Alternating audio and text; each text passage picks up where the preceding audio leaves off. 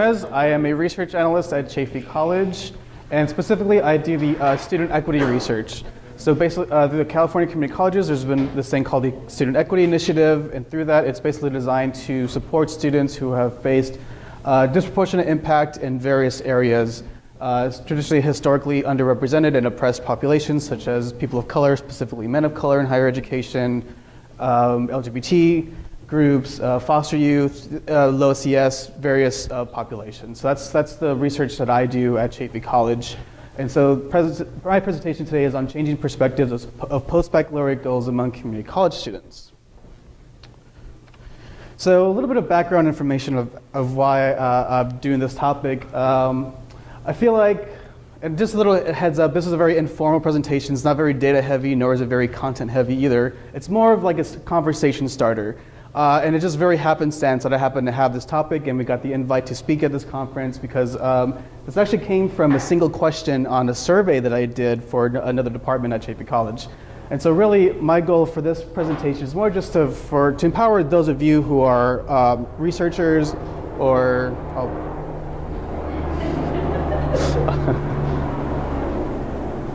those of you who are researchers who are actively working in the field, those of you who are faculty or just work anywhere in the community college, or those of you who are students, right? Because I believe that there are some students here from my college, Chaffey College, who are in the CC to PhD program and who have presented here today. It's really just to have the conversation started and to empower maybe those of you to take this back to your institutions and say, hey, we can change the perceptions of what community college students want to do after they're finished here at our institutions, right?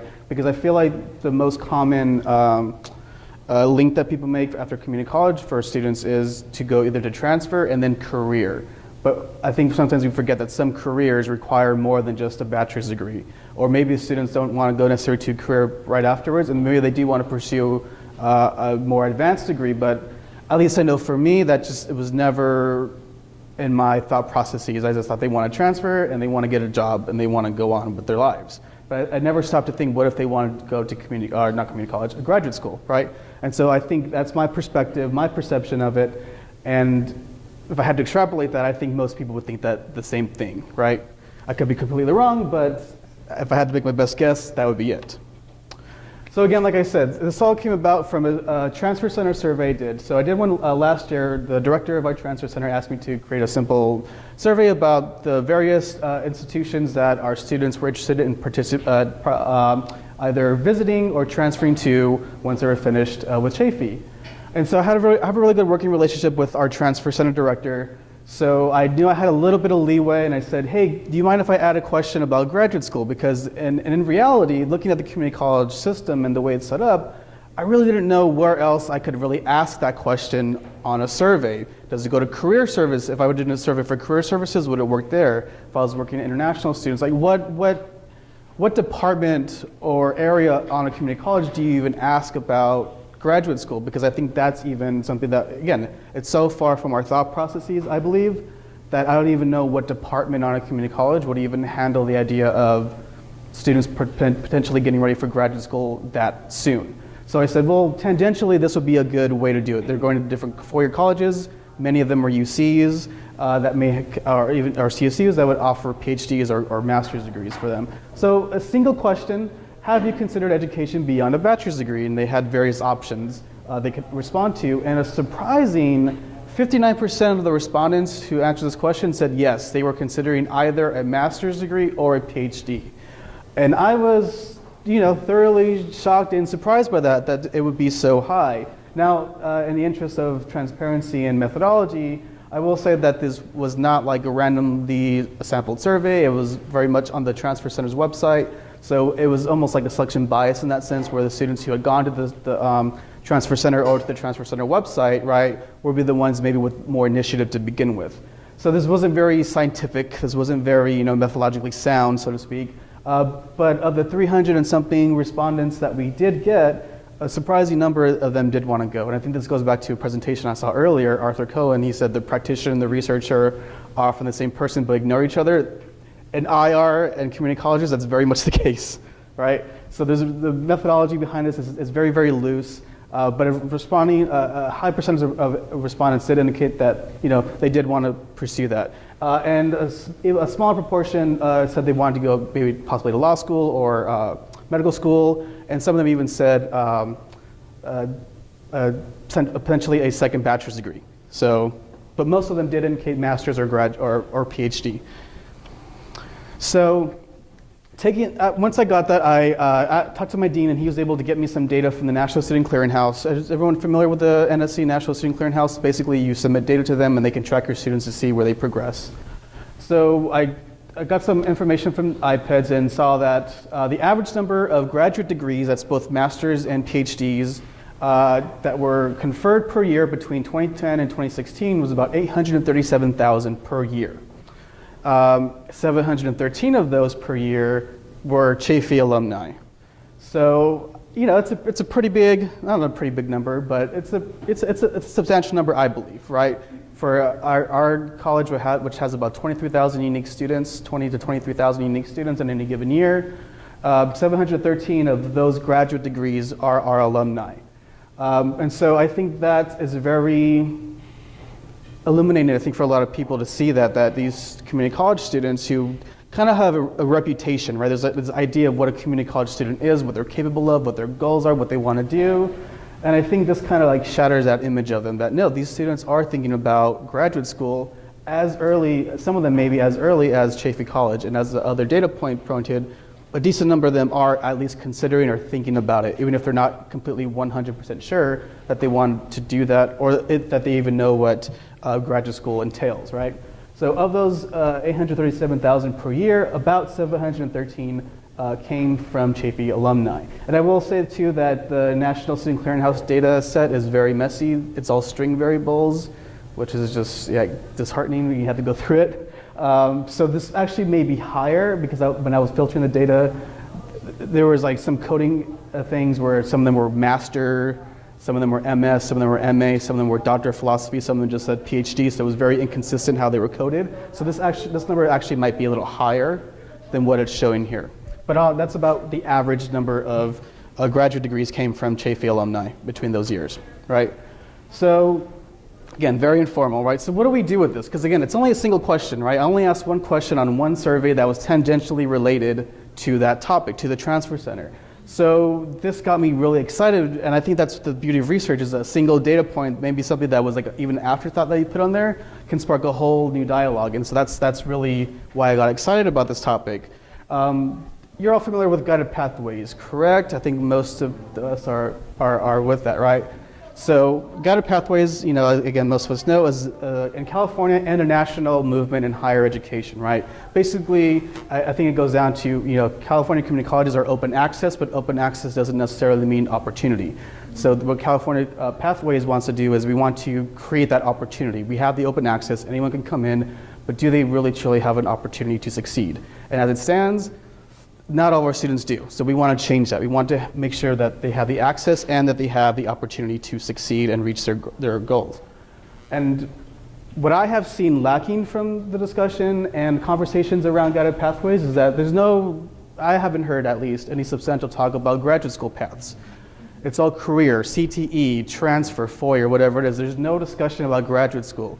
And I would have never even thought of this had I not, again, added that single question on that one tangentially related survey. So I really feel that when we're talking about guided pathways, graduate school needs to be part of the conversation. And if we're talking about careers and salaries, right, we're looking at salaries. A bachelor's degree, yeah, can definitely earn you more than associate's or high school diploma, but a graduate degree earns even more than that. And if we're trying to sell our students on getting this pathway because it's going to make you money, hey, if you go further in your education still, you can make even more than that, right? And that's a big part of that. So I really believe that graduate school should be a part of the conversation, and now it's going to be my goal at my institution to bring that up to those faculty and the individuals who are leading guided pathways discussion at our college. And if you look at, there's other similar programs out there like the McNair Scholars Program. Those of you are familiar with McNair Scholars Program, right? And so it looks for students who come from low socioeconomic statuses, who are first generation students who come from underrepresented populations to go all the way through to the PhD level, right? And those start as soon as sophomore level of college, which is the second year, which we serve at community colleges. So if McNair Scholars are targeting students that early, why can't we at community colleges be doing the same thing to target our students, right? There's really no reason why we can or why we shouldn't be able to do that. And if you saw, again, a presentation in the morning, the McNair Scholars Program, right, those students that they target are community college students. They're typically lower socioeconomic status. They are first generation. They are from underrepresented populations. So these are the students that McNair Scholars are targeting. So why can't that happen at a community college? So, changing the perception of community college students, right? I think we need to change our perceptions of community college students, because I think there's a lot of terms that have been used to describe community college students that are sort of out of fashion, so to speak, right? Like remedial is like no longer, like we were just talking earlier, we don't say remedial anymore, right? It's below transfer level because there's so many negative implications behind that, and it makes us view students in a different way than if we say below transfer level English, math, right? So I think we need to change our perceptions of community college students and going from a deficit mindset to a more equity mindset. So getting rid of these ideas of unprepared, the non-traditional student, right? Rather than saying they're underprepared, well, no, they're resilient, right? Because they're dealing with all this, I was gonna say something I shouldn't have, stuff, right? But yet they're still making the effort to come to our college and to succeed and to do everything they can, right? And they have the tenacity, they're tenacious, right? Despite all the adversity they face, they're still doing that. And when this idea of non-traditional, community college, that's all we have in community colleges is non-traditional, right? That is our tradition. Non-traditional is our traditional student. Our students, they are students of color, they are lower income, they are LGBTQ, they're women, right? They're non-Christian, right? The traditional student is male and Christian, right? Our students, they work, some of them full-time, some of them multiple jobs. Some of them take care of their families, their own children, their siblings, and their parents. Some of them live in multi-generational households, 2, 3 generations, sometimes even 4, grandparents, parents, the students, and their own children, right? So our students are these McNair Scholar students that they're targeting. Our students are not underprepared. They're not traditional. They're resilient. They're tenacious. And those are the skills and qualities that really define graduate students too. You have to be resilient. You have to be tenacious. You have to have that effort. You have to see the goal in mind and you have to work toward that, right? I mean, the way I got through grad school was, it was an optional. I had to do it no matter what. So I think, again, it's very light, I know, but I think if we can take this, again, from a single question, right? So those of you who have any kind of influence in your fields, in your institutions, start the conversation. Hey, maybe community colleges students are interested in grad school, and with guided pathways, we're doing them a disservice by not bringing that to the table, right? By not saying, hey, have you considered graduate school? It's completely different from undergrad, and I think most of us, oh, I am so sorry. That was my own personal timer, just so yeah. Yes, it is a good song, thank you. Because I know, when I adjuncted too, and so we can always see those students who stand out, and even when I taught at Fullerton College for a couple of years, there were a few students I said, have you considered grad school? And it was the first time anyone had ever said anything to them. And that's all it takes, right? So I think we need to empower our faculty, empower our student services providers, empower our administrators to have graduate school on their mind and to believe that community college students are in fact capable, and that, and clearly we have people from Chaffey here. I don't know if there's anyone in this room from Chaffey. No, okay, but there's somewhere. One of them presented, so you can look at the program. So yeah, I think we just need to change the perceptions, start the conversation that community college students can do this. They are capable, and they should be able to do that. So thank you, and if you have any questions, I think I have like 1 minute. Yeah. You mentioned earlier that you need to try to pathway side, that community colleges, although it's an open access institution, it's lacking opportunity. Where do you feel like it's lacking opportunity for students aside from like equity mindset, Yeah.